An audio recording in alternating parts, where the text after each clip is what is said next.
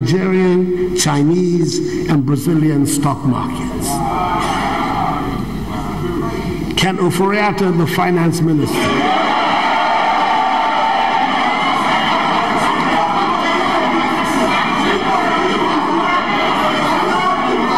Mr. Speaker, it's important that Hansard records me. Ken Ofori-Atta, the finance minister, is proving to be a national asset.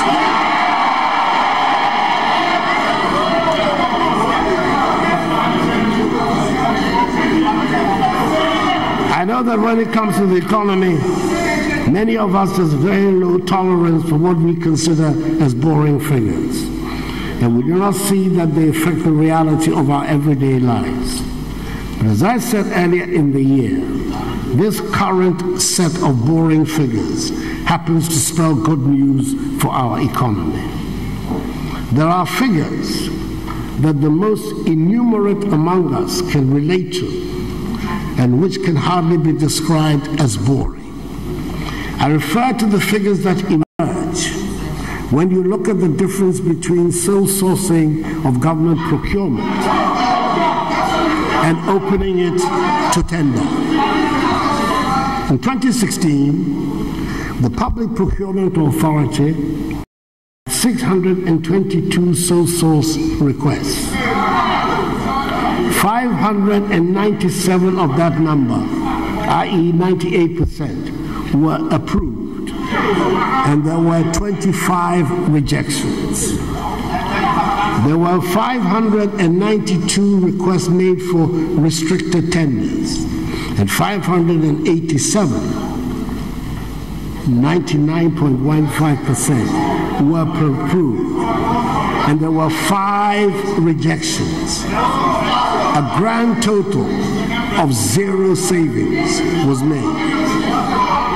In 2017, my first year in office, 394 sole sourcing requests were made, out of which of 223, 56.6% were approved, and 171, 43.4%, rejected. There were 346 requests for restricted tenders, out of which 167, 48%, were approved, and 179, 15.2%, 52%, rejected. Now here is the interesting part. The savings made over the year as a result amounted to some 800 million cedis.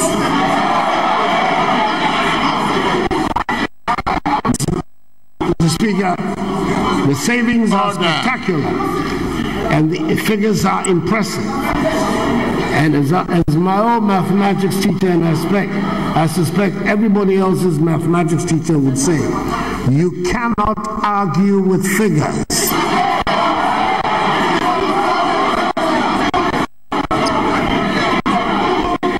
We have taken the lessons to heart and continue to improve upon the government procurement process. I said I would protect the public purse, and that is exactly what I am doing.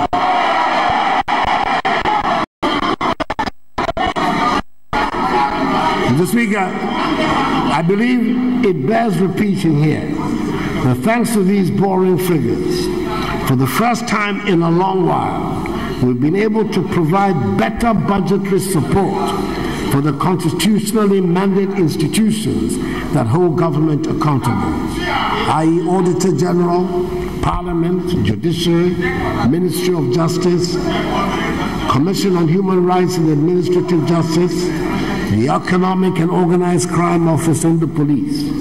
Again, nowhere near the levels we would all like. But when you start from inside a deep hole, it takes a while to make an impression on the ground. And the good thing is that we are pointing in the right direction. Mr. Speaker, thanks to the diligence of the hard-working Minister for Employment and Labour Relations, the Honourable Ignatius Bafo-Awia, MP for Sunyani West, we have been able to transfer some 3.1 billion cedis of Tier 2 pension funds into the custodial accounts of the pension schemes of the labour unions.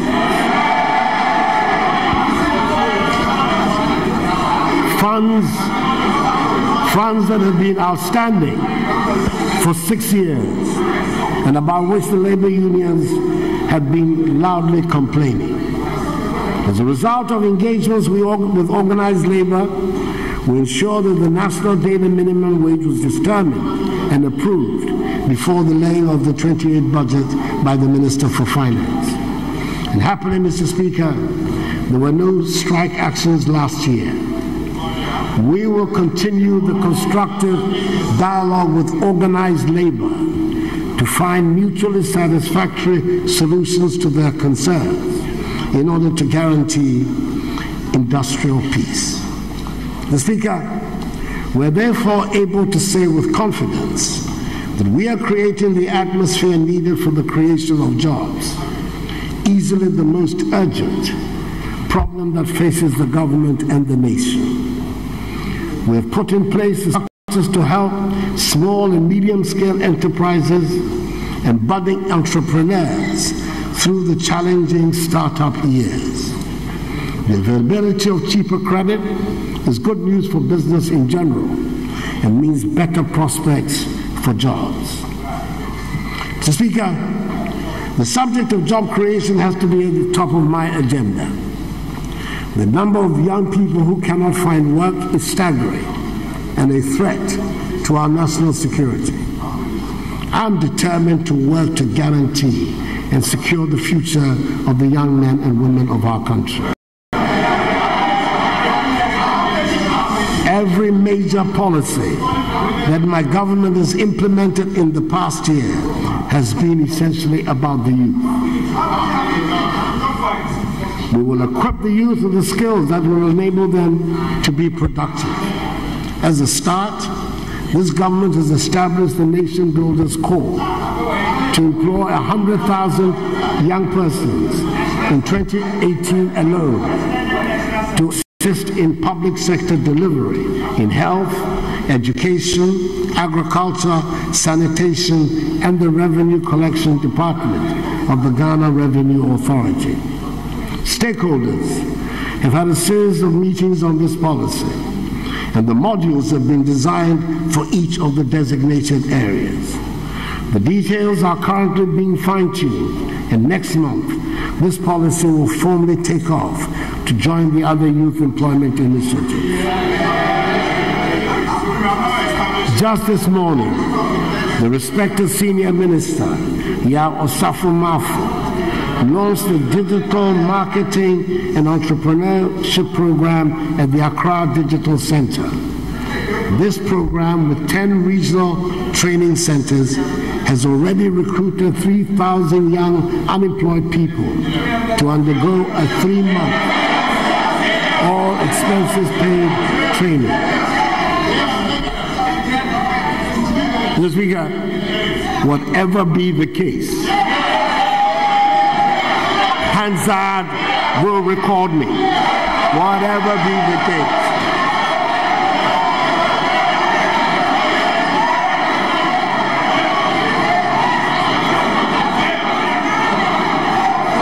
I'm happy to announce that EcoBank Ghana Limited has already offered to engage all 3,000 young people after the training program. This is just the tip of the iceberg. Mr. Speaker, for years we have all talked about the need to open up our country. We have all acknowledged that we cannot hope to develop and transform our nation until we do so. And economic and administrative activities are spread around and not restricted to the capital in Accra. We have taken the clear and unambiguous mandate given to this government by the people of Ghana as a spur to take some of these long-promised actions, indeed, to open up our country and transform our economy. This year, we are determined to take the decisions that will change the destiny of our country. On the first working day of this year, I signed into law the Act setting up the Developmental authorities. Mr. Speaker, the creation of these authorities marks a fundamental change in how part of the development budget, i.e. the equivalent of $1 million per constituency per year, is going to be spent in our country. Local people will make the decision on what their greatest needs are and direct the funds to those areas. Luckily, there's some consensus on what constitutes the basic infrastructure needs in all communities, and we expect a smooth takeoff in the work of these authorities.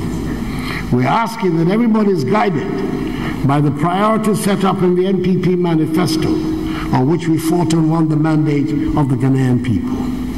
We expect, for example, the provision of water and toilets to feature prominently on the agenda of the developmental authorities, until those two items can be taken off the must-do list of all constituencies around the country.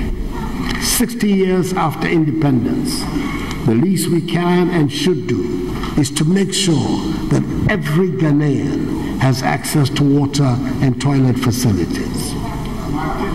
Mr. Speaker, the state of sanitation in our cities is wholly unacceptable. Our cities have been engulfed by filth. There's the urgent need for public authorities to find means of making our cities clean. And in the case of Accra, fulfilling my pledge, one of the most ambitious of my presidency, to make it the cleanest city in Africa by the end of my term. Government is working with various private sector authorities to tackle this major challenge with strategies that are intended to effect a change in our attitudes towards waste generation, as well as to improve dramatically our methods of waste management. This will be complemented by the strict enforcement of sanitation rules and regulations. Urgent attention will begin to clearing of rubbish all around the country. Apart from the systematic efforts being made to resolve the legacy of inherited debts in the sector, government will spend this year an amount, exceptionally, of 200 million cedis to address the vexed issue of sanitation. I'm confident that by the time I come back next year, God willing, an appreciable improvement would have been made in the sanitation situation in the country. Mr. Speaker, there have been a number of ambitious decentralization exercises in this country. We're currently engaged in the very big exercise of creating new regions. It is a long and rather complicated process. We are in uncharted territory, but all the indications are that it is going well. And I've been impressed to see political opponents come together to argue, for example, the case for the creation of one Uti or North Volta region. It is not often you see the veteran statesman, Dr. Obeda Samoa, the vocal Mr. Kofi Adams, and the Volta Regional Minister, Dr. Archibald Lecha, on the same side in a public argument. This portends well, and I believe this exercise will be a success, especially as it is being undertaken with scrupulous adherence to the teachings of the Constitution in this sensitive area, under the skillful direction of the experienced Minister for Regional Reorganization and Development, Honorable Don Butchie, MP for Okre. Mr. Speaker, Yet another ambitious decentralization exercise is the expansion of full democracy to local government.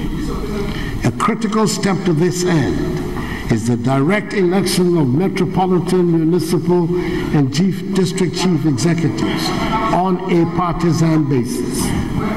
It is a firm manifesto commitment of the New Patriotic Party. Further, my discussions with the nation's leaders, including the former presidents of the Republic, convinced me that it is a step that we must take. The constitutional impediment to this, in Article 55 of the Constitution, an entrenched clause, must therefore be removed. To ensure the judicious use of the country's resources, I propose that the constitutional processes for a referendum should be initiated in such a manner that the holding of the referendum will take place at the same time as next year's district assembly elections. If successful, the outcome of the referendum will mean that the current set of MMDCEs will be the last batch of chief executives to be appointed under the current system. I have no doubt that the resourceful Minister for Local Government and Rural Development, Hajia Alima Mahama, MP for Narerigu Gambaga, will be able to shepherd this process to a positive conclusion. Mr. Speaker, I'm convinced that the creation of new regions alone would not open up our country. That would not on its own convince our young people that they do not have to come to Accra to make a living. We have to improve upon this transportation system so that no part of this country feels cut off or can be deemed too far from the center. That is one of the most effective ways to stop the unsustainable rush to Accra. Traffic jams and overcrowding are making our capital unattractive. There are certain inconveniences that people adjust to. Traffic jams are not one of them. We're spending too much time stuck in traffic. It is unproductive, it is not healthy, and it is expensive.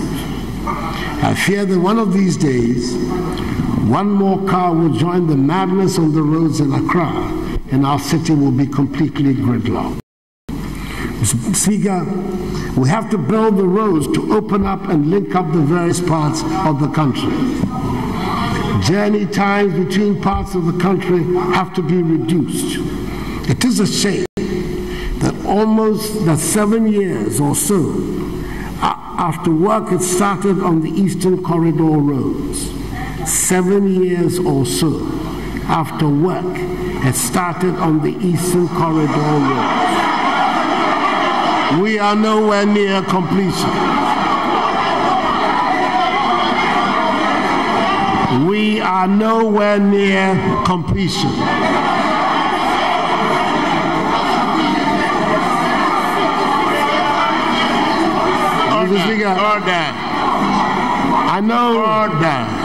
I know from my experience here last year that many members of the minority are allergic to facts, but facts will be stated for the benefit of Hansa, whatever be the case. And yet this is a strategic road that will provide a much shorter and cheaper link between the northern and southern parts of our country and a suitable alternative road for our landlocked neighbors. Unfortunately, this network of roads has suffered from deliberate, unproductive propaganda.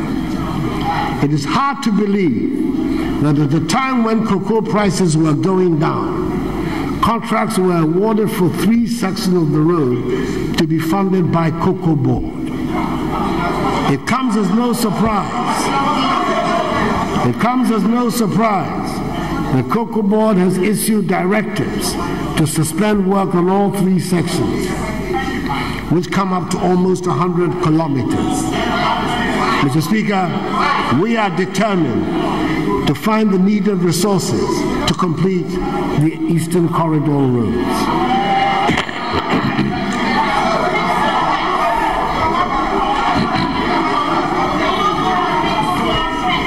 As I have heard it said amongst the others, that which is important, you cook in an important pot.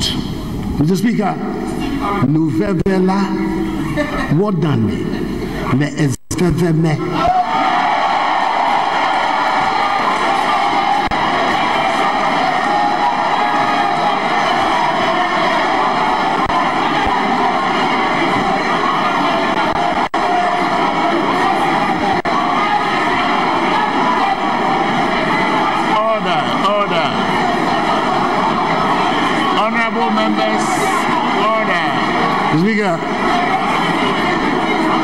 the members of the House from the Volta region may want me to repeat that for the record. Nous verrons là, what done le exévément.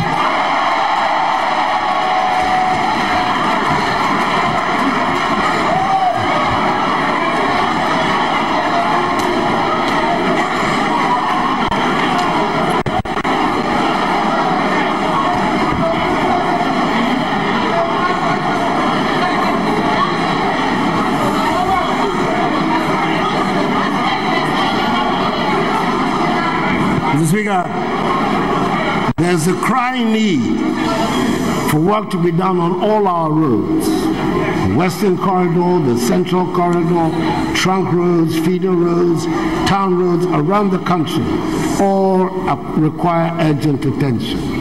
We're determined to bring our road network to a befitting status, and this year we shall witness much more activity on the roads. In our current economic circumstances, we're turning our attention to private sector participation to raise the funds to do what needs to be done. I must make mention of the work being done to restore the Accra-Tema motorway to its iconic status. With help from Japan, a loyal friend of Ghana, work is starting to build a 3-tier interchange of the motorway roundabout, and the plans for expansion into a 6-lane motorway will be implemented this year. Mr. Speaker, if we are to open up our country, we have to build a safe, fast, and reliable railway network. Last year, I made a brave assertion in this House by stating that the Takoradi to Paga Railway would be initiated in the year 2017. I'm happy to report that we are making progress.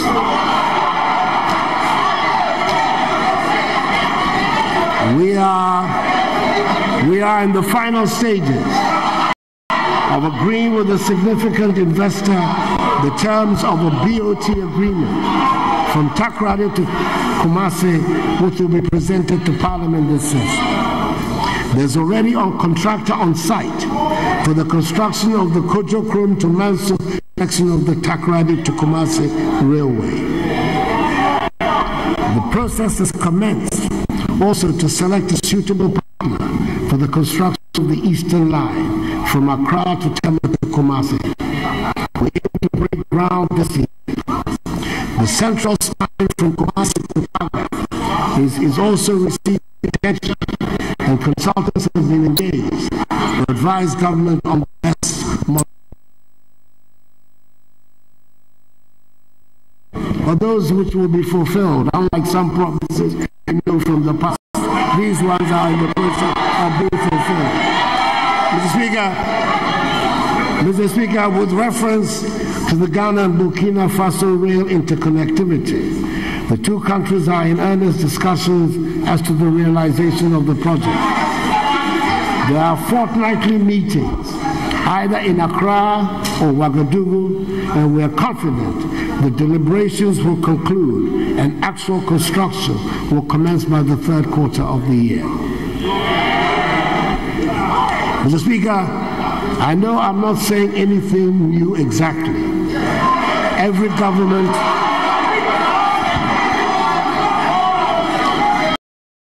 Every government has said it, and it has been in every plan we have drawn up in this country since independence.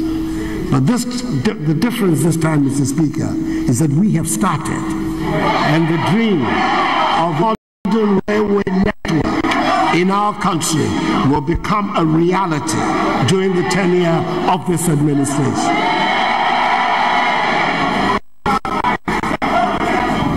Mr. Speaker, a modern, reliable network of roads, railways, water transport, and airports will transform our country. And I'm delighted to note that fresh enthusiasm has entered the aviation sector under the guidance of the dynamic Minister for Aviation, Cecilia Abladapa, to look up all parts of the country by air. Mr. Speaker, the advance of technology means we can reach people and get a lot done without much physical movement. The cyber population that is busy on Facebook, Twitter, Instagram, WhatsApp, and other social media outlets will testify that Ghana is very much part of the virtual world and its activities. More and more of us are banking and paying our bills online. A wealth of knowledge and information is now available on the net to make teaching and learning easier.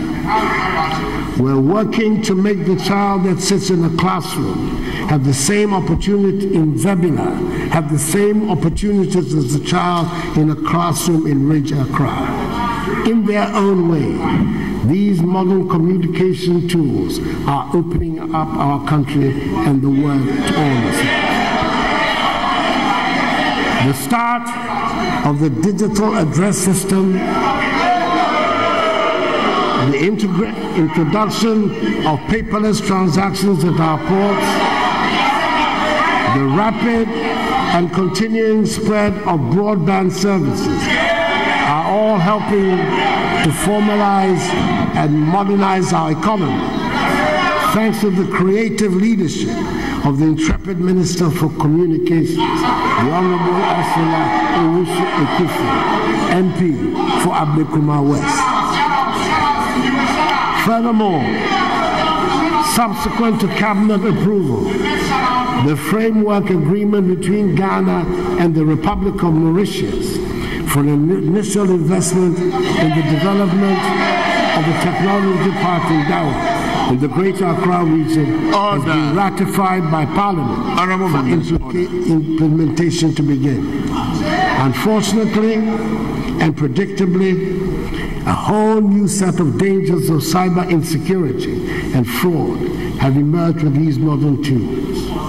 We're working to strengthen cybersecurity, to build confidence and protect the use of electronic communications in national development, and ensure that our young, technologically savvy people would keep Ghana firmly in the exciting IT economy and its many opportunities. Speaker, we need an educated and skilled workforce to be able to operate the modern economy we are creating. The free SHS is a start towards this goal. Excuse me. It is a policy that has come to stay. We are reforming the school's curricula to deal with the weaknesses in our education system and lay greater emphasis on science, technology, engineering, mathematics, reading, history, and technical and vocational schools. A look at the national budget will tell you that we are spending a lot of money in education. Excuse me. And I'm certain that it is a worthwhile investment, brilliantly supervised by that charismatic Minister for Education, Honorable Dr. Matthew Preku Prempeh, Member of Parliament from Menchia South.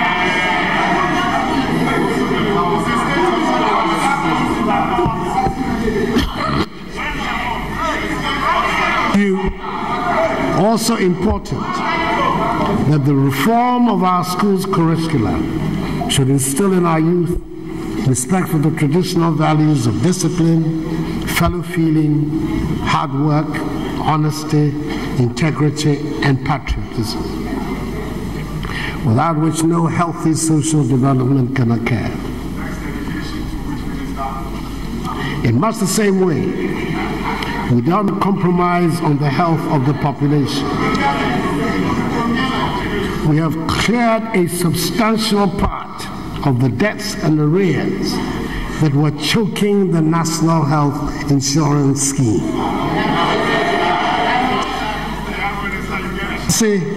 Courtesy of the prudent management of the able chartered accountant, Health Minister Honorable Kwaku Agyemang-Menu, MP for Namar Central.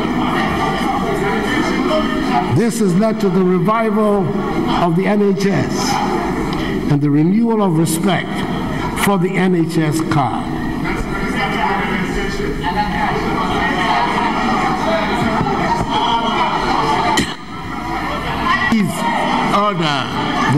The health needs of our people are being better served. Moreover, as we work to open up the country, I hope that our efforts at improving the conditions of work for health workers will be appreciated, and there will no longer be the reluctance to serve in some parts of Ghana. Speaker, in line with our commitment to building a fair and inclusive society, we promised last year to increase the share of the District Assembly's Common Fund to persons with disabilities from 2% to 3%, and we delivered. Effective July last year, the policy of ensuring that 50% of the persons who manage the country's toll booths are persons with disabilities started. Nonetheless, we are determined to address the other concerns of persons living with disabilities. A healthy nation, Mr. Speaker, is a well-fed nation. For generations, we have been known Ghana's reliance solely on rain-fed agriculture. This means the slightest change in the rainfall pattern exposed our farmers to the season's harvest. It is a disgrace that we have had to rely on our Sahelian neighbors to make up the deficit in foods, such as vegetables. This year, the One Village, One Dam project starts full operation. It is a simple, low-tech project, but these dams will make a big difference to all our lives and the livelihoods of our farmers. Already, many of the little dams that have been abandoned have been rehabilitated. A deliberate and specific intervention to help farmers is paying off. Our farmers can see that the government is putting resources to back up the usual words. The 50% subsidies on fertilizer and the increase in the provision of extension services are making a great difference to the performance of Ghanaian agriculture. Under the Planting for Food and Jobs scheme, we're witnessing a fresh interest in farming. The success of the first year has encouraged us to increase the scope of the program, and this year, some 500,000 farmers will be signed up from the figure of 200,000 last year. That champion of Ghanaian farmers, the Minister for Food and Agriculture, Dr. Owusu Efri Akuto, is doing a yeoman's job. Mr. Speaker, fishing in our country, an industry that provides a living for 10% of the population, has been bedeviled by many problems in the past. The fishing harvest has gone down dramatically, and we have had to depend more and more on imported fish. We have started work to tackle these problems. This past year, we made sure that the close season was respected, not just by the industrial tuna vessels, but also by the trawlers. We will adhere to this policy for the foreseeable future, which should help us replenish our depleted stocks. More effective measures are being taken against illegal, unreported, and unregulated methods of fishing. We have also instituted measures to avert pre-mixed diversions, and strict auditing of landing beaches are now in place. I can state that since November, there's been no report of pre-mixed diversion, a marked improvement from the past. Mr. Speaker, I believe that the future lies in the promotion of aquaculture, and we have set about it with a lot of enthusiasm.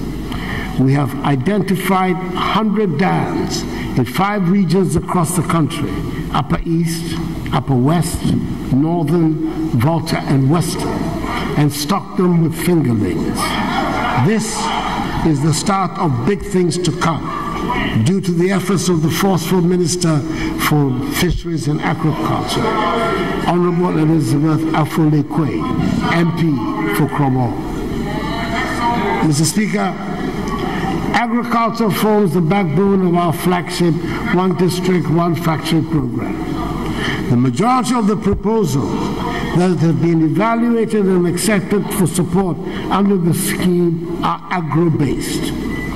It is food processing, after all, that has been the takeoff point for industrialization in most developed countries. It also fits in with our determination to open up our country and make jobs and facilities available in all parts of the country. Mr. Speaker, problems associated with our environment and the galamsey phenomenon have taken up a lot of the time and energy of this government.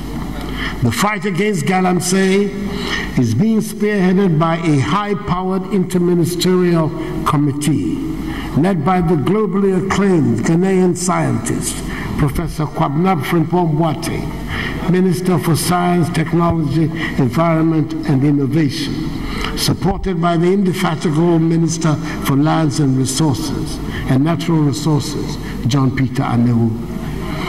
This committee is waging a valiant struggle to bring the galamsey phenomenon under control.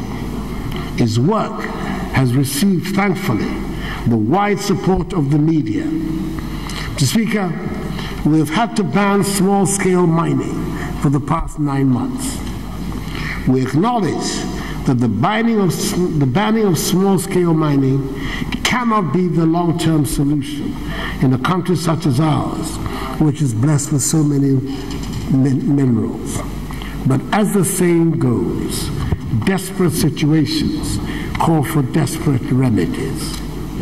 We cannot look on as our very existence as a country is put in jeopardy and our water bodies, forests, and landmass are destroyed.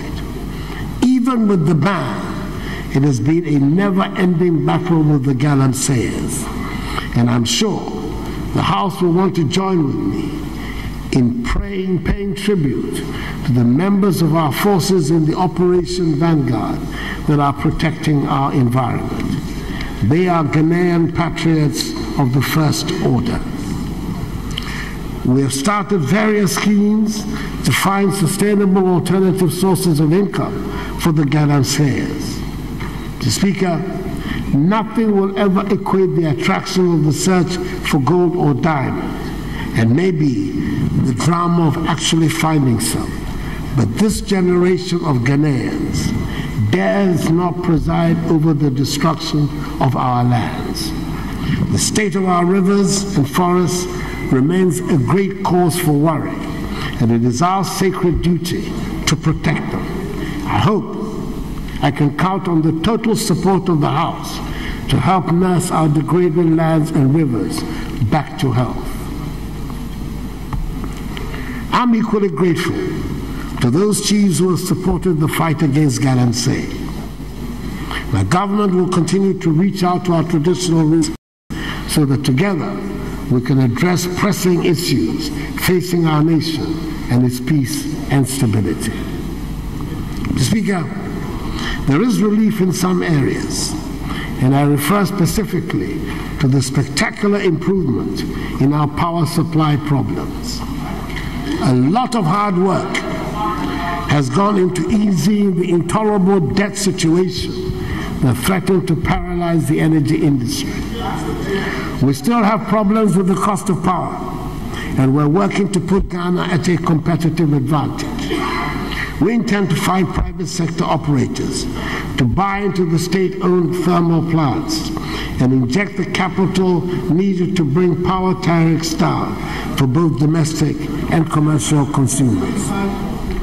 The most reliable and ultimately cheapest answer to our power needs lies with renewable energy sources. We should promote and enthusiastically encourage investment and use of renewable energy.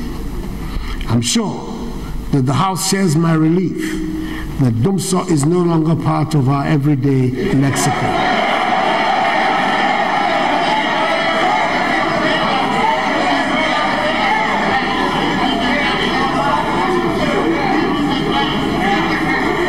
Long may it say so, as we applaud the tireless efforts of the Minister for Energy,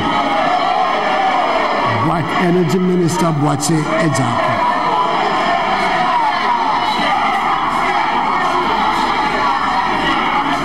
Mr. Speaker, the safety and security of our people are at the heart of all that we do. Ghanaian citizens have a right to expect to go about their daily lives in an atmosphere of peace. A Ghanaian has a right to expect that those who break the law must be subject to the sanctions laid down under the law. The police, the prosecution services, and the judiciary owe it to all of us to make us feel and be safe. I do not need to repeat that crime wears no political colors, and I'm certain that message has gone down to all. So, Mr. Speaker, the law enforcement agencies will crack down hard on all those who would disturb the peace of our nation. We will give the police the resources they need to do their job. An initial amount of 800 million cedis is being made available to procure and supply within the next 6 months critical modern policing equipment and gadgets to enhance the capacity of the police to enforce law and order, including 1,000 vehicles, motorbicycles, motorbikes, and ammunition.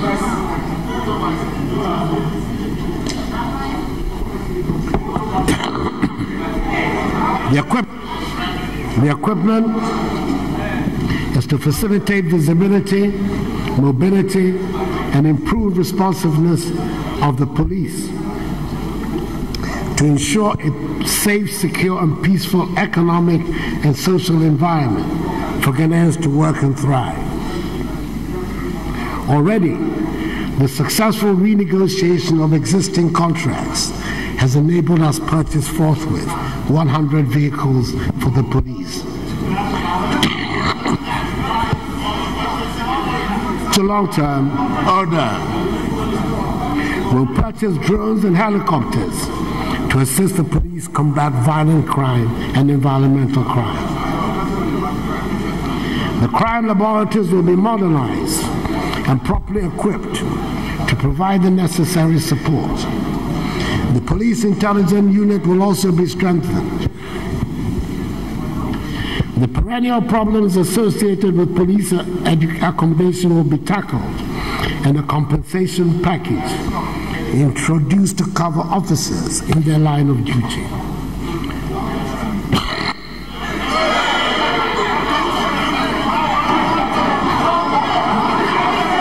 Mr. Speaker, I'm aware that the entire nation is extremely anxious and perturbed by the activities of the migrant nomadic herdsmen in the country. We're rehabilitating the kraals or ranches that were abandoned after the Kufuor-led NPP government left office in 2009. They will become operational shortly to provide secure grazing places for cattle. At the same time, efforts are also being intensified to find an ECOWAS-wide solution to an issue which goes beyond the boundaries of our country and is affecting the entire West African region. Mr. Speaker, we shall not allow miscreants of any sort to terrorize our population. And I promise that there will be no hiding place for criminals. I'm certain that the interventions we're introducing will boost morale in the service, and I urge the House and all citizens to support the police to deliver the service we deserve. The formidable Minister for the Interior, Honorable Ambrose Derry, MP for Nandom, needs our effective cooperation to carry out his all-important functions. Mr. Speaker, in much the same way, we're beginning to address the problems of our armed forces. I'm happy to report that work has started on the barracks regeneration program.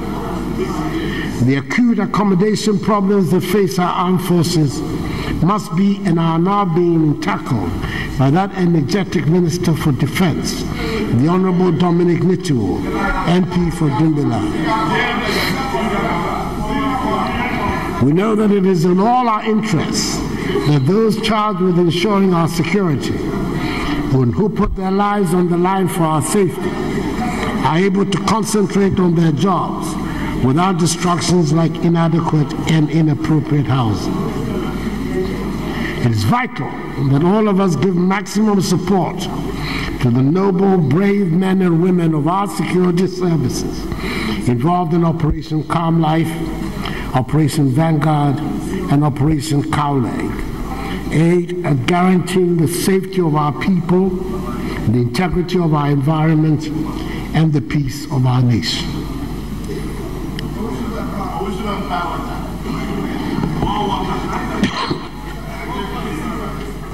The housing deficit is not limited to our security services. It is a nationwide problem that is caused mostly by the intolerable pressure on land prices.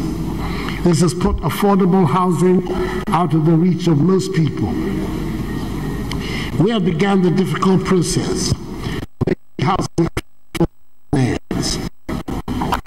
The government last year abolished the 5% VAT NHIL on real estate sales and continues to create a conducive environment that is reducing interest rates on mortgage loans. Discussions are also ongoing between the Pensions Regulatory Authority and the banks to underwrite an effective mortgage system. This will facilitate access to housing for the ordinary budget. Government will also continue to create the enabling environment that will promote private sector investment in cheaper housing for the people. Mr. Speaker, I'm sure no one needs reminding in this House that I've signed into law the Office of Special Prosecutor Act.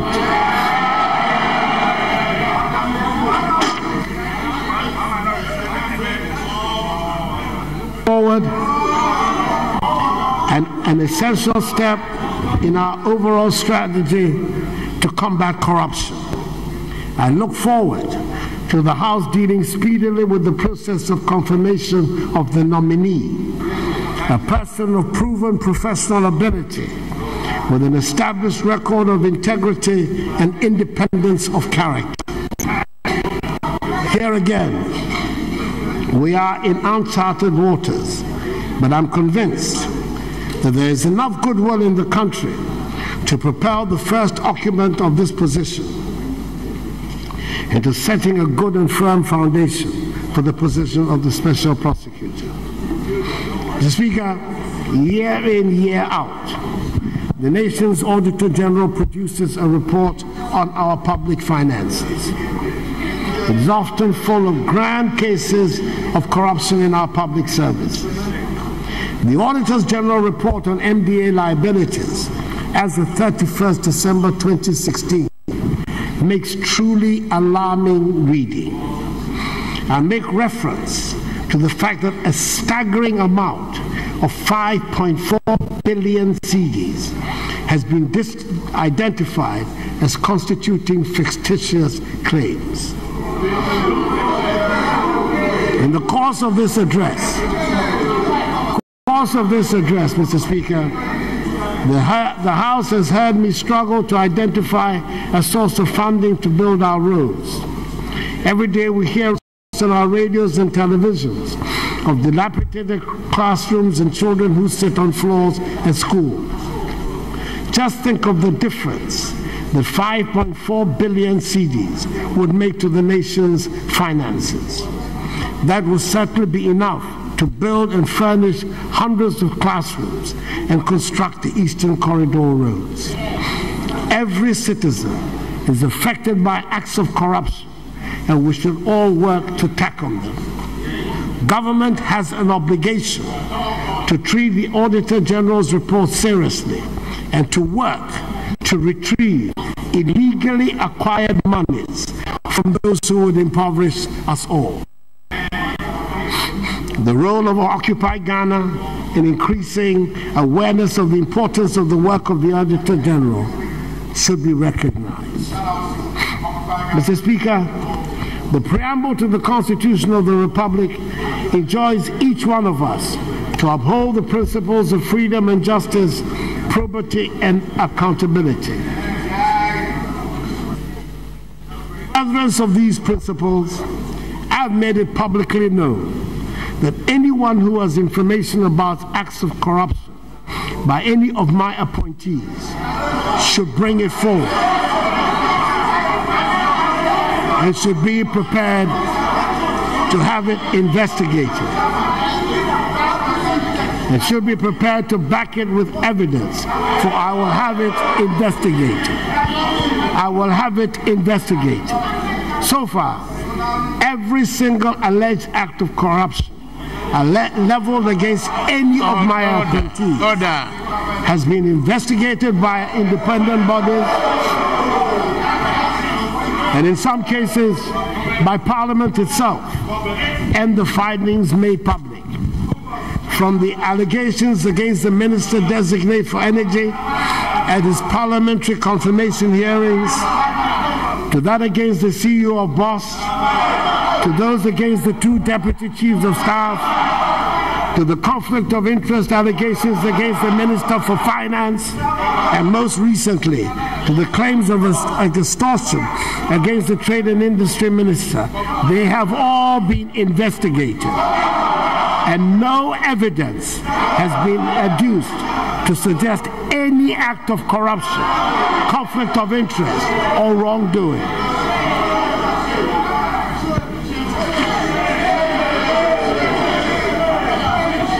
Honorable members, it appears, however, Mr. Speaker, that some are determined to stick to their politically motivated view that there has been corruption. This surely is not helpful. It is important to note that in my first year of office, despite having a clear parliamentary majority, 2 separate bipartisan probes in Parliament have been established to inquire into allegations of corruption, as against 0 in recent years, notwithstanding the persistent calls by the then minority over several allegations. Mr. Speaker, with the greatest of respect, and in the words of the articulate Minister for Information, Mustafa Abdul Hamid, no matter how long a log stays underwater, it will never become a crocodile. Speaker, let me repeat it for the benefit of my friends in the minority. No matter how long a log stays underwater, it will never become a crocodile.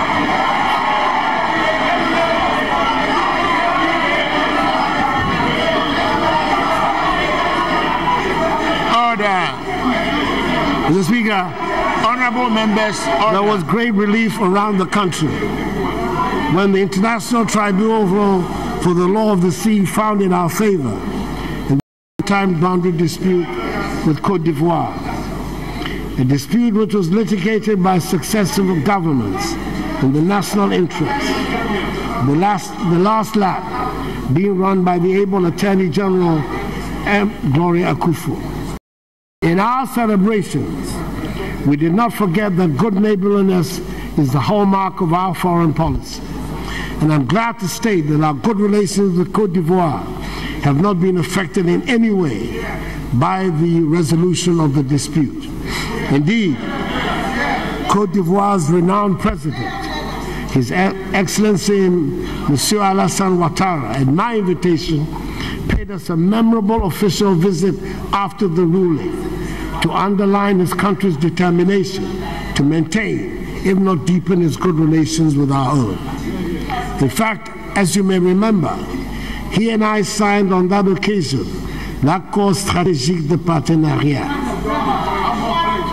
a strategic partnership agreement for those who find French difficult, to emphasize the enhanced relationship we both seek for our two neighboring countries. Another obvious, immediate benefit from the sensible reaction of both sides to the outcome of the dispute is the subsequent agreement by ExxonMobil, the world's largest publicly traded oil and gas company, to explore and develop with us potentially oil-rich oil blocks that were affected by the area in dispute. Mr. Speaker, much as we all recognize the importance of exploiting the offshore hydrocarbon resources of our nation, I think it equally critical for us not to ignore the possibilities of our onshore deposits, especially in the Voltaire Basin. So last year, I directed our state-owned oil development company, the Ghana National Petroleum Corporation, to pay particular attention to this potential. It is good to hear that directive appears to be yielding dividends, as GNPC, from the results of its pilot survey in the Voltaire Basin, has established the presence of a working petroleum system. I hope that eventually there will be something big for us to cheer about. Mr. Speaker, this year we'll continue the process of passing the legislative instruments of the National Youth and Sports Act, pursue the enactment of the draft National Sports College Bill, and create a sports fund to improve sports development in the country. The government also remains committed to the development of football in the country. We have begun the rehabilitation of the Accra Sports Stadium, otherwise known as the Ohinijan Sports Stadium. And in partnership with the Inner City and Zongo Development Ministry and the Ghana Football Association, we are constructing a number of football pitches in the Zongos and across the country to aid in the revival of schools football, which has been responsible for the production of talents like Abedi Pele and Tony Yeboah. We need to cast the talents at a young age if Ghanaian football is to continue with its traditions of excellence and perform well on the national and international stage. Speaker, we in Ghana are proud members of regional, continental, and global communities. Since my inauguration, I've been active with the help of the eloquent Foreign Minister, Honorable Shirley Ayokoboche, MP for Anyaso Ucho, in keeping up and promoting the historical role of Ghana within these communities, a role of independent sovereign action in the supreme interest of the Ghanaian and African peoples. I've traveled around our neighborhood and beyond, and I'm glad to report that the Black Star is shining. That is the reason for the unprecedented numbers of world leaders, African, Asian, and European, who have thronged our shores this past year and enjoyed our renowned Ghanaian hospitality. It explains the warmth with which I am greeted wherever I go in the world. Mr. Speaker, a country's image turns on the most unlikely things and events. It could be because of the exploits of a football team like Brazil. It could be because of the exploits of one athlete like Frankie Fredericks from Namibia or Maria Mutola from Mozambique. It could be because of a high life connoisseur like E.T. Mensah for Ghana, a singer-trumpeter like Hugh Masekela for South Africa. The image of a country can be made forever because of a William Shakespeare, or an Anton Chekhov, or a Chinua Achebe, or an Aikwe Amma. The image could hang simply on a Mona Lisa painting of a David Adjaye-inspired structure. I'm therefore very much aware that we have to create the space and atmosphere for our artists and creators, and we shall support them. The foundations for the passing of the Creative Arts Bill have been laid, and ultimately, processes for the setting up of the Creative Arts Fund will be completed to enable our creative artists to access funds to boost their art. Mr. Speaker, as we make progress in our undertakings, more and more people will come to Ghana to find out things for themselves, to conduct business, and increasingly, simply as tourists, to experience our country and enjoy themselves. I'm happy to report that we have now recognized the need to go further than our reputation for being hospitable. We're building a Ghana where tourists will feel at home, and we shall feel proud when they say, "I was in Ghana." On December 15, 2017, I joined the chiefs and people of Osuru and Bese to cut the sword for the 241-acre Accra Marine Drive project. This project, during construction and upon completion, will generate thousands of jobs for the local community and across the value chain, and position Ghana as a key tourism destination. Mr. Speaker, I have an apology to make to the House. I promised last year we would endeavor to pass into law the Affirmative Action Bill. This did not happen. My commitment to the promotion of the advancement of women is without question. Women constitute the majority of the population, and our success or otherwise as a nation will be measured by how well women are doing. The bill will definitely come to Parliament this meeting. In the meantime, I've thrown my full weight behind the He for She campaign and the Gender and Development Initiative for Africa, an initiative stemming from my position as the African Union's gender champion. I urge all Ghanaian males to join together in giving Ghanaian females the dignity they deserve, as tenaciously promoted by the polyglot Minister for Gender, Children and Social Protection, Otiko Afisa Jaba. I further entreat all of us, male and female, to support the implementation of the 2030 United Nations Sustainable Development Goals, which have been incorporated into government's coordinated program of economic and social development policies, which was laid before the House on 13th November 2017, and the execution of which will ensure that no Ghanaian is left behind. Mr. Speaker, on 7th January, the Fourth Republic attained 25 years of age, its silver jubilee. It has proved to be the most enduring and most successful of the four republics of our history. Its constitution has enabled us to establish our state on sound democratic principles, on the basis of the separation of powers, the rule of law, and respect for human rights.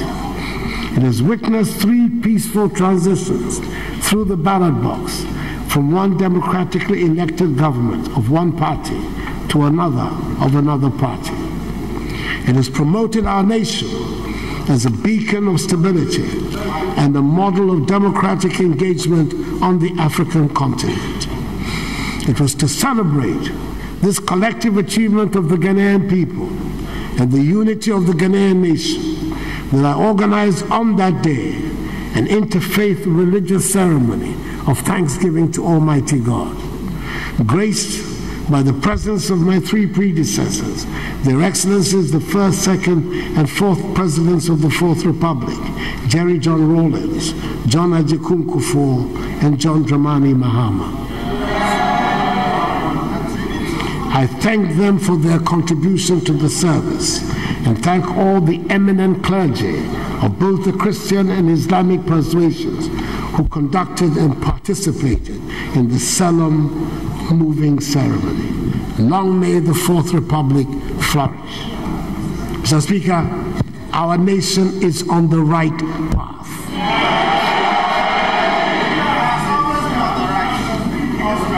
We will build a Ghana beyond aid. I thank you very much for your attention. May God bless us all, our parliament and our nation Ghana, and make her great and strong.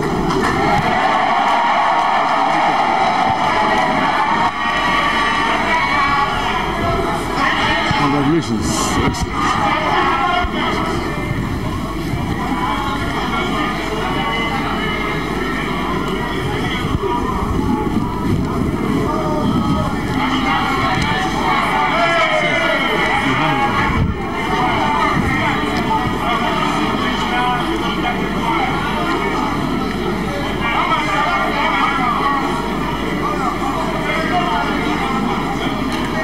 Order.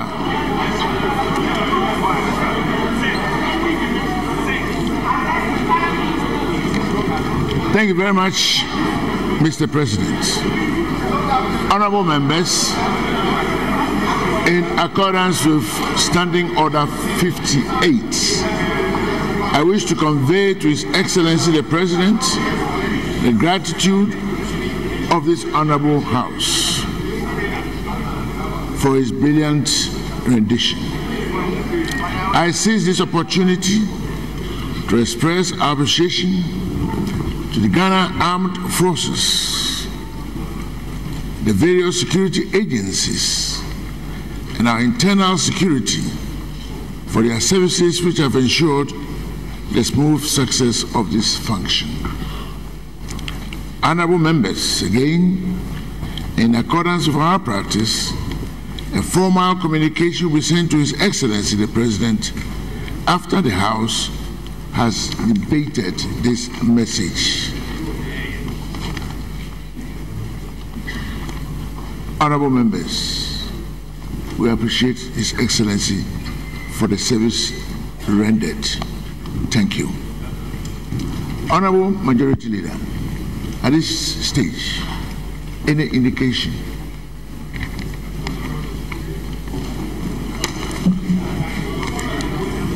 Speaker, to borrow a line from one of the most prolific high life artists, Akwesi Ampofo-Adjei, of blessed memory, time changes. Mr. Speaker, so today we're here that our colleagues would now remember a line in our national anthem: help us to resist oppressors' rule. Mr. Speaker, I'm into that. But this country has not only witnessed, but we have lived under oppression, suppression, subjugation, and indeed pulverization. In the lighter vein, indeed in a lighter vein, if the oppressor is being oppressed, there can only be joy in the higher heavens. That indeed is in the lighter vein. Mr. Speaker, of course, not to be missed, not to be missed today is the inundation by morning clubs. And of course, the accompanying dirges. Mr. Speaker, the people of Ghana remember that is only a year ago that my colleagues went into mourning. Mr. Speaker, I will play that. Having listened to the President, we adjourn in order to recompose ourselves, but will not miss the occasion to join our colleagues in the morning. It's only 1 year ago.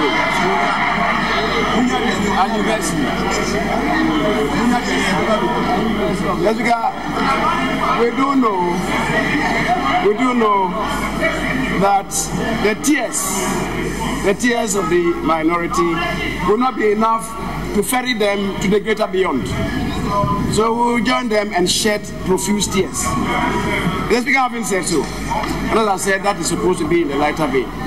Having said so, Mr. Speaker, having listened to the President, I will beg to move that this House takes adjournment until tomorrow at 10 o'clock in the forenoon. The Speaker, I so move.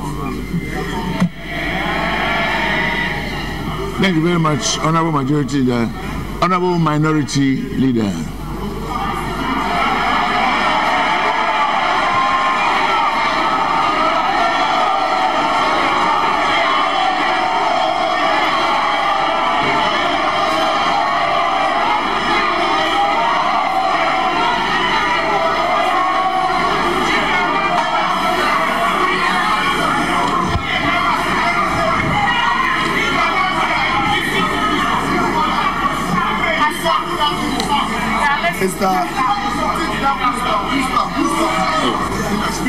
Mr. Speaker,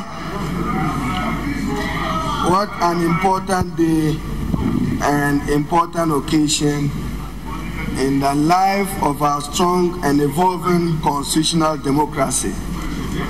I was touched by the President's humor of ever of November, and I hope generously the Honorable Aveji will translate it for the record of the Hansard of that important message, Mr. President, you wanted to convey.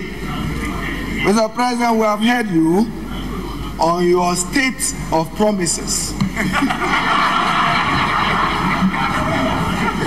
And Mr. President, we have heard you that at least sole sourcing is still lawful in Ghana. And Mr. President, we have heard you that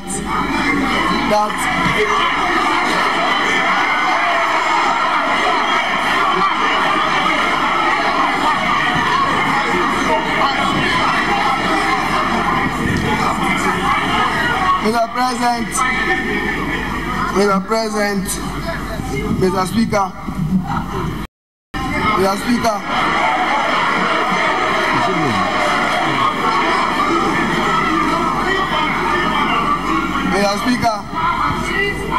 the Eastern Corridor route and the Bolga-Tanga-Boku route, if contractors are paid and not given razor cards of renegotiations, they will be completed on time. Therefore, Mr. Speaker, you ended on a good note of a proverb. The Honorable ABF is saying, I won't pay royalties. When you see a frog come out of a deep hole, its assistant is with it in the hole bringing it out. We will assist you out of the deep hole. But we appreciate this. I don't intend to provoke the debate.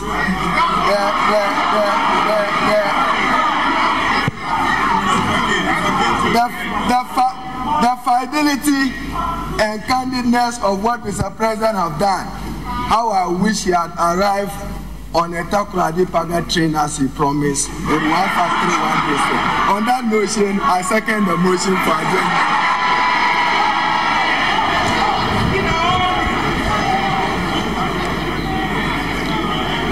Honorable members, the motion for adjournment has been moved and seconded. All those in favor of the motion say aye. Those against say no.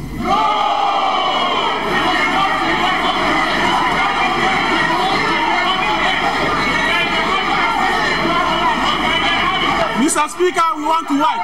Order. Order.